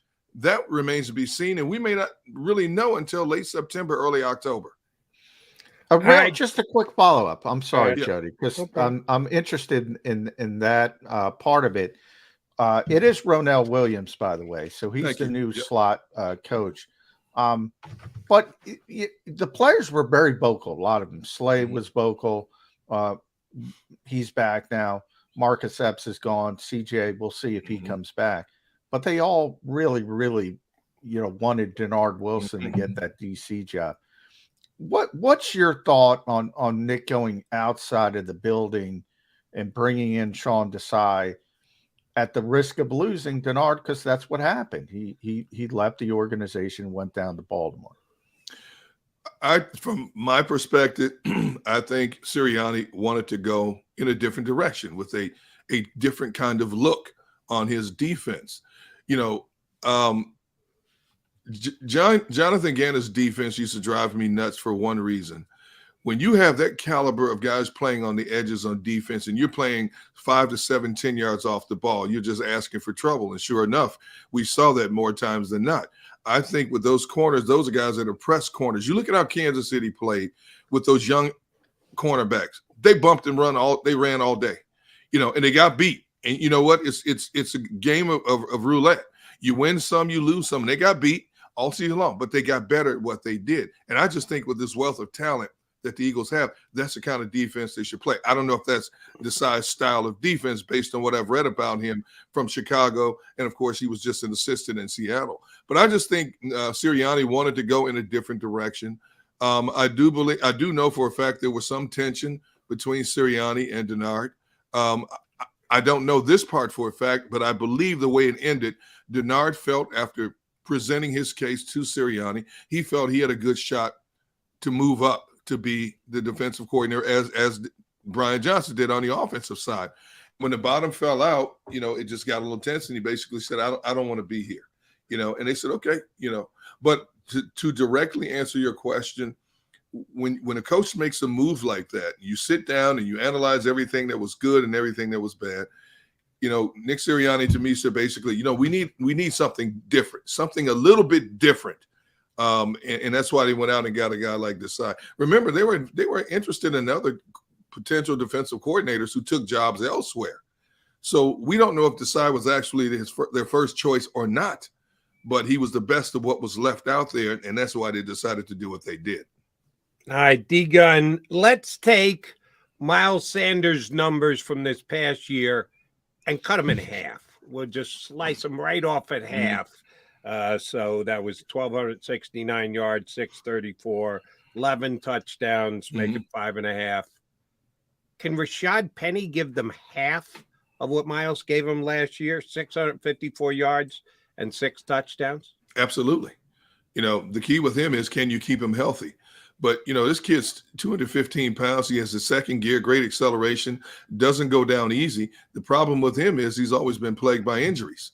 If you can keep him upright and breathing, he can absolutely give you that. When he was on the field, he averaged almost 6 yards a carry last year, for a team that really wasn't expected to do much of anything. And then all of a sudden, in the latter part of the season, they became one of the talks of the NFL because of how they excel. And he was directly responsible for that in terms of enhancing their running game. He's a good running back, but he falls in that category of if. He's a good running back if. We all went into 2022 saying, if you could keep Miles Sanders healthy. Miles had the history of being injured. Lo and behold, Miles Sanders was there from start to finish, put up career numbers for himself, rushing, touchdowns, directly responsible with helping this offense get to a Super Bowl. But for whatever reason, and I knew this right after the season was over, the Eagles wanted to go in a different direction in the running back. They wanted somebody a little bit different. They weren't going to pay a running back that kind of money. The Eagles don't do that. They don't have a feature back. And when I put out there that Kenny Gainwell could be the lead back, people are like, well, he's not the lead back material. You don't understand. A lead back in Eagles offense is not a running back who carries the ball 25 times a game. He's a running back who carries the ball 12 to 15 times a game, and sometimes he might not start. But Kenny Gainwell has shown he has the durability, ability, and the capability of being a so-called feature back in the National Football League. Doesn't mean he's their premier back. He's just right now at the top of the pecking order. Yeah, what's interesting to me at running back, D Gunn, because I do point to the passion of this fan base, and you brought up Miles and his reputation of not staying healthy. Miles would miss 2 games a season, 3 games maybe, and that was a big deal. Oh, you got to be on the field. And they're signing a back that has missed 40 football games over the past 5 seasons. 40. Yeah. Now some of it is torn ACL, broken tibia. There's nothing you can do about that. No. Is there a little hubris from this team thinking, oh, our medical staff can do this, our load management can do this? I mean, it's low risk. They're not paying the guy anything. They can cut him. No. But I can't count on Rashad Penny. That would be silly, wouldn't it? I'm going to say yes and no, John, and here's why. Every year, the volume of injuries across the National Football League go up. And we always scream about how these teams don't even practice anymore. Thanks to the latest CBA that the players have, they got reduced time in practice and all this stuff. And it leads to players getting more seriously injured at the beginning of a season, because when you hit the ground running in September, that's when it's 100 miles an hour compared to what you're doing in training camps. And even when you have those controlled scrimmages with other teams, you have a cap on how much you're going to do. But you look at what this Eagles team did, John, and they had 22 starters available for the Super Bowl. Yeah, that's unheard of. They had probably one of the, if not the healthiest team from start to finish across the National Football League. So whatever this training staff and this medical staff is doing, they do it as well, if not better, than anybody out there.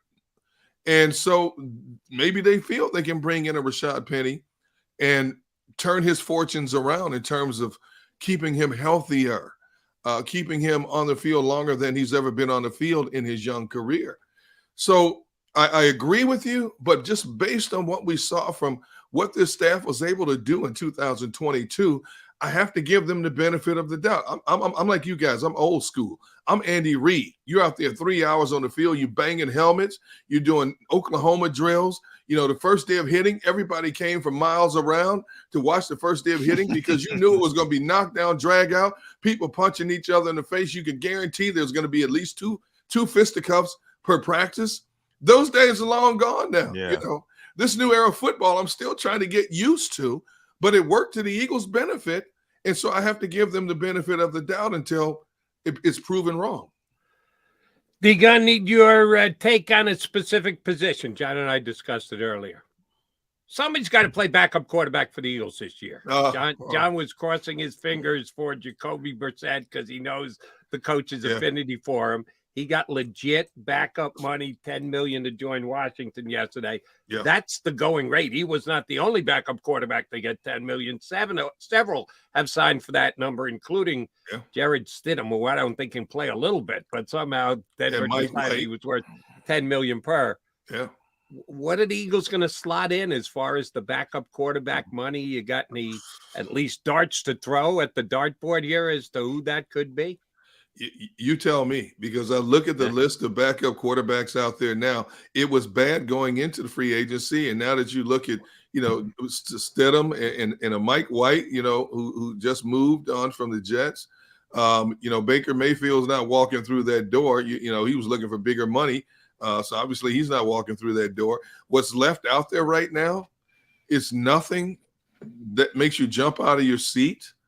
Who knows? Could Gardner Minshew be back again? Is there a possibility we're talking about him coming back again? Yeah, I mean, the longer he's on the market, I don't think he's going to get that chance to compete for a starting job. So as long as the longer he stays on the market, the better for the Eagles. No question about that. A higher profile guy would go down that route is CJ Gardner-Johnson because Gunn, I thought he would be off the market very early, whether it would be the Eagles re-signing him or getting a big deal elsewhere. Hasn't manifested itself to this point. I think that's a good sign for the Eagles. I don't think the big deal is there for them. How do you read that situation? I agree with you 100%, but I'm somewhat shocked because I thought he would be the creme de la creme of safeties out there on the market. And you look at what Jesse Bates got down in Atlanta? Like $64 million. So if he got $64 million, what is CJ, based on the fact he finished tied for the league lead in interceptions? We saw his hitting capability throughout the course of the season. He missed a few games because of that lacerated kidney, so on and so forth. But he's a baller. He's one of the best in the business in terms of covering center field, sideline to sideline. So the fact that Jesse Bates got his money and CJ is still out there is a little bit puzzling. But maybe CJ is thinking along the lines of a Darius Slay, a James Bradbury, Fletcher Cox, Brandon Graham. We want to come back. We keep hearing that these guys took discounts to come back here. Brandon Graham, there was serious interest from both Cleveland and Detroit. Talking to Brandon, I thought he was a natural fit. He would go home to Detroit for a year or two. His wife is from Detroit as well, so that would have been a natural for them. But he said there's something unfinished here, even though he has one ring. He said publicly, and he told me also, because I want to try to win a ring with this Jalen Hurts guy. And that speaks volumes in terms of what this organization has right now, the culture in this organization. I give Jeffrey Lurie and Howie Roseman credit for one thing, and I always will. They build a certain culture here, and players gravitate towards it. They treat you like professionals. They feed you like professionals. They listen to their players. Howie Roseman has an open door policy. You can come in and talk. We saw the video of him and Jason Kelce hugging after Kelce decided he was going to stay. Yeah, that was awkward, T. Guy.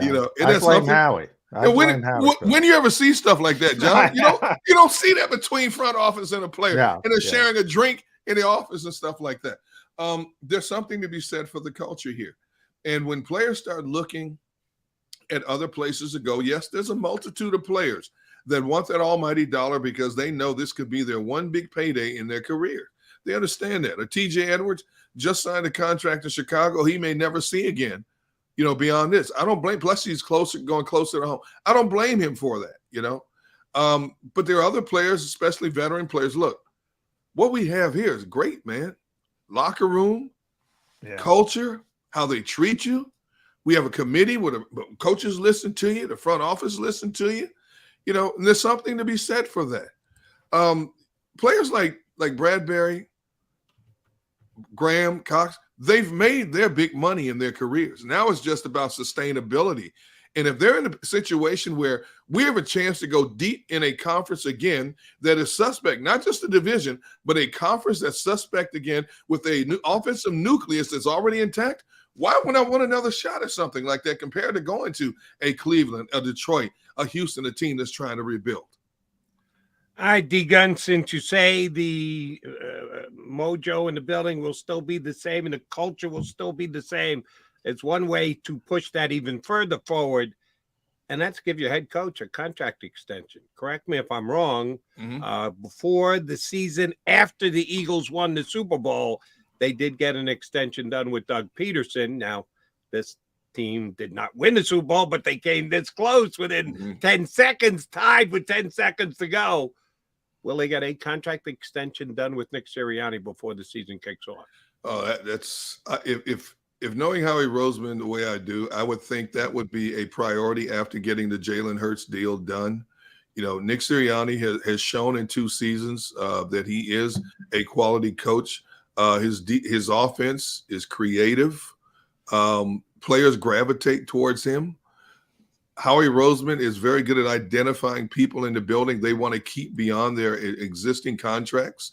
Yeah, his history, his track record has shown when they've identified these people, they do everything they can to get it done. If I'm betting on Howie Roseman, I say the contract is done before the season starts this year. Last one from me. Follow D Gunn at a real D Gunn on Twitter. Gun on One podcast. You got any big guests coming up, D Gunn, on the Gun on One podcast? Well, I'm taking a few weeks off. I'm waiting to hear back from Brandon Graham to sit down and chuck it up with him. Trying to do one this week with him. But Brandon Graham, you know, he'll text you for no reason and talk to you all day about stuff that doesn't matter. And you ask him a question, he'll take 2 or 3 days to get back to you. He's something else, man. And, you know, he's the kind of guy, you can't get mad at him because he makes you laugh all the time. So, you know, so that's my next one that I'm waiting to find out about now. But right now is the time of year when I usually just back off the Gun on Ones a little bit. And then I'll pick it up again and start looking at basketball. We get closer to the NBA playoffs. Got to get some hockey in there, as bad as the Flyers have been. You know, there's a lot of questions. They're going in a new direction with the GM. They've got to change the complexion of the nucleus of the players as well. And then after that, who knows? You know, throughout the summer, sporadically, depends on when and how I feel like doing it. I'll get Troy Vincent on, you know, talk about league matters at some point. Troy Vincent and I go way back. Good friend of Troy Vincent.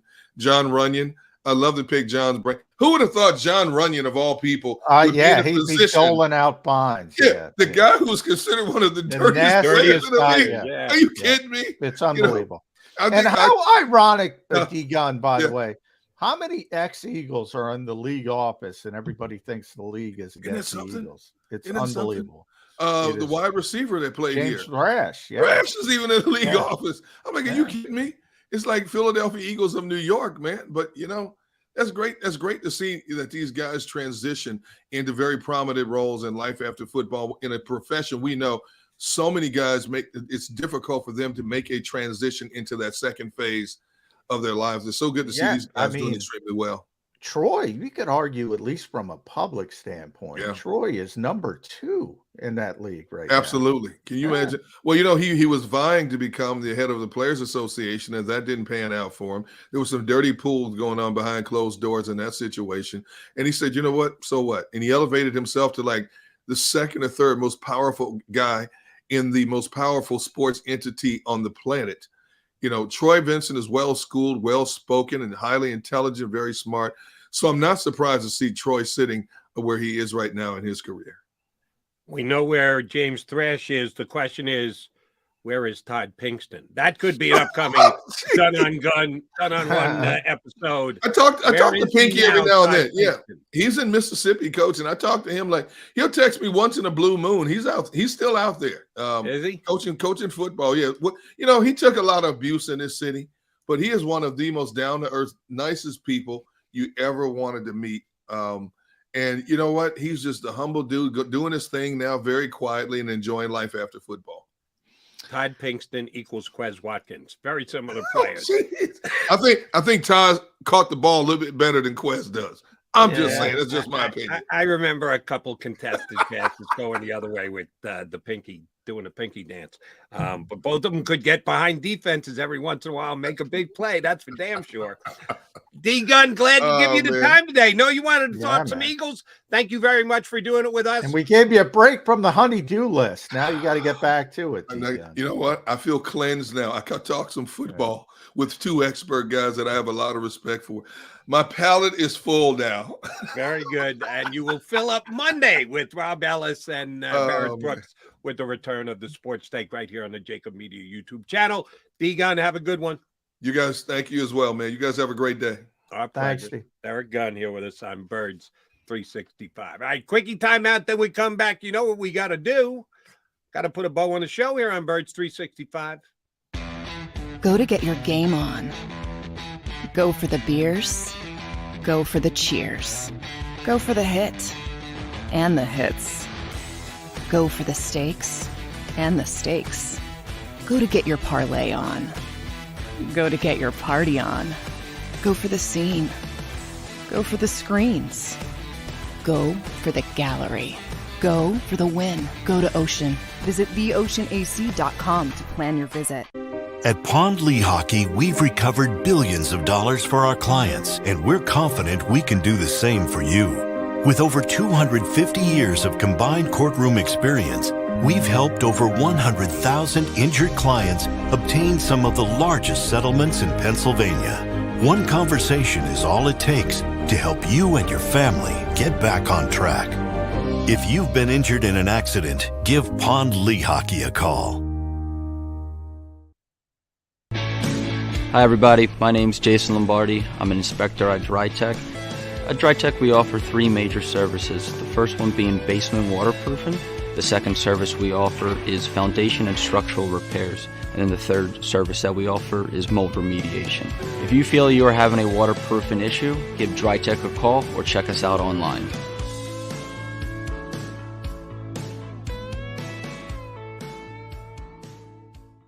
Jeff D'Ambrosio doesn't need a special event to appreciate his customers. Jeff shows his appreciation to them every day of the year. Jeff makes sure to stock more new inventory than anyone and guarantees prices and payments that nobody can beat. There are so many reasons that thousands of customers know Jeff is the easy, friendly place to do business. More for their trades, no judgment zone for credit issues, the best, most reliable service department in the country. That's why I like Jeff, and I know you will too. Jeff will satisfy you every day. Jeff D'Ambrosio, Destination Downingtown, Owner Appreciation Event. We all know that taxes are just part of life. It's true during our working years, but also in retirement. But what you might not know is up to 85% of your Social Security benefits might be taxed. Our team at Thrive Financial has helped retire thousands of people across the Delaware Valley by asking questions they never knew they needed to ask, including how their Social Security benefits might be taxed. It's time to be proactive on taxes. Get your Thrive Retirement Tax Playbook today. Plan your day with confidence. Keep the umbrellas on hand. With Action News and AccuWeather. Numerous tornadoes. Your go-to team when severe weather strikes. The water is still rising. Keeping you prepared wherever you watch. Action News and AccuWeather, the team you trust.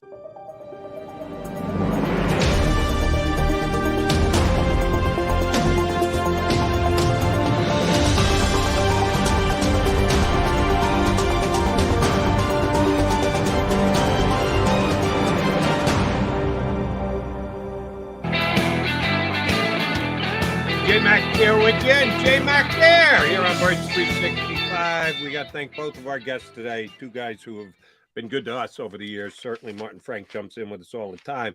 Derek Gunn, we don't have as much because you get Derek in the afternoon, so we don't need Derek saying the same exact thing with us a couple hours ahead of whatever he's going to say on Sports Take. Oh, but we took advantage this week since he's got the week off on Sports Take. So you get D-Gun back on Monday. We thank him much for jumping in with us here today. Hi, John. I asked you this question 24 hours ago. Is today the CJGJ day? I thought yesterday was going to be the day. Maybe Slay screwed it up with all the back and forth. Boy, the longer it goes, the better it is for the Eagles. That's all I'll say. Maybe Denver's involved because of Sean Payton, but I don't see a lot of options for CJ, which is a bit surprising to say the least. I think as a generalization, you're right. But there is at least the possibility there's a team that also has been lurking in the weeds. that like CJGJ, but maybe has less cap flexibility than even the Eagles right now. And as the number comes down, it comes down, it comes down, and the asking price comes down, maybe it falls into their range and they jump in and get something done. I'm with you. I think it helps the Eagles. The longer this goes, the percentage chance he re-signs with the Eagles, I do believe, increases. But there could be another team out there that's just waiting for the number to come down to a specific number that they can actually justify and fit inside their cap, that then they make a play for CJGJ. Yeah, but I think the Eagles are still in a good spot because as the number comes down, that's the key point to me. As the number comes down, the Eagles are a contender. They're still a good team, even with all the losses. He's had success here. He led the league in interceptions despite missing 5 games. I think that helps him. As long as that number comes down, I think the only way he's leaving is if the Eagles are outpriced.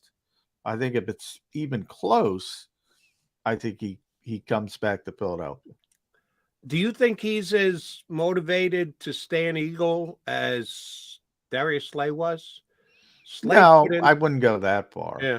I wouldn't go that far. Yeah, certain guys, Brandon, Darius, even Fletcher. No, I wouldn't put him in that category. But he had success. I mean, that to me, it's more about that with CJ. He knows he had success. Now, different coach, different defense. He was one of the guys that was close to Denard Wilson. So maybe that works in a negative fashion, but I don't think so, because it's going to be the same philosophy, and he knows they put him in the right spot. Remember, he's playing nickel. Yeah, they made the call. So I think that helps the Eagles. And while safeties aren't paid what outside corners are, safeties are usually paid more than slot corners are. So the Eagles did him a solid. I'm with you in that. I thought we had the list of all Eagle free agents who were hitting the open market. Everyone believed Javon Hargrave was going to make the most money and probably be priced out of Philadelphia. Exactly what happened within the first hour of free agency. And I thought we'd find out pretty quickly about CJGJ too, that he'd be a day 1 guy. Well, we're into day number 3 and he still hasn't gotten done yet. That to me does trend toward a chance to keep him here. And almost all these outlets that have the top 100 free agents or whatever, now that Orlando Brown went, he is number 1 on almost everybody's list. So it is a very big surprise that he is still on the market. And I think it's nothing but positive for the Eagles. Was he ranked higher? Was Baker Mayfield? I guess he was ranked higher, huh? Yeah, he was ranked a little bit higher. We were just talking about the quarterback money and the fact that backup quarterbacks are getting into the $10 million range. I saw, now this may be inaccurate and you'd never know about reporting it. Baker Mayfield took $4 million just to go down and get the number. Hey, man, you know what? Sometimes you got to bet on yourself, and he's in a position where he could be the starting quarterback. They can say what they want about Kyle Trask, but if he wins that job and he plays well, then he's making a fortune again. So, an opportunity for a guy like that is more important than a couple extra million, because remember, he's already made a lot of money. So he's got a chance to play and earn a lot more money. Yeah, I think the decision makes sense. Remember, he's made a ton of money, so it's not about chasing every nickel for Baker Mayfield. Well, ton of money is relative. He was the number 1 pick in the draft, but it was still a rookie deal. So, and to you and I, what he made was a ton of money. To what his expectations were that he thought he was going to make when they called his name out that day as the first pick in the draft, probably not a ton of. If you told Baker Mayfield, listen, here's what you can get for signing your first contract. Your second contract, you're going to have to start with a $4 million a year. I'm going to give you the number right now, Jody. Baker Mayfield has already made $48 million in his career. So you're right. I mean, in other words, less than Aaron Rodgers is going to make for this upcoming year in 1 year. That's what Baker's. Well, he's not a superstar quarterback. But my point is, if you got $48 million in the rearview mirror, you don't have to chase a nickel and a dime if you got an opportunity to make a whole boatload more. The old take a step back to take about 50 forward. I think it makes perfect sense for Baker Mayfield. I'm giving the Tampa Bay general manager credit for pulling a Howie Roseman-like deal and getting him signed. He's only paying $4 million for his starter, while other teams are paying 10 for their backup. That's a pretty good job by the Tampa GM. Well, you never. I go back to Howie Roseman. The only place, if you're not paying your quarterback money, the only better place is to want to pay your quarterback money. If you're going cheap at quarterback, that means you don't have a quarterback. So I don't know how much credit I'm going to give him there. Well, the Eagles paid their quarterback diddly squat this year, and he finished second in the MVP. So, well, that's because he was a second-round pick. Come on, they're going to pay him $50 million. The point is, you know the system, Jody. The system is the system. He's on his rookie deal. When he signs an extension, he's going to make, I don't know, $250 million. We'll see where it ends up. And the Eagles have no concerns over that. They have no issues with paying him that. That's the position. That's the position you want to be in. Understood. But it's always better to be in the paying less than paying more. You're willing to pay more. You realize you have to pay more. You're accepting the fact that you're paying more. Helps to get you into a Super Bowl when you're paying them next to nothing. All right, Johnny Mac coming back again tomorrow. You good for tomorrow, McMullen? Day to day, but I'm planning. Rashad Penny between now and then, or you never know when the injury is going to pop up. Trimming in the house. I might get to talk to Rashad Penny today. Rumor has it.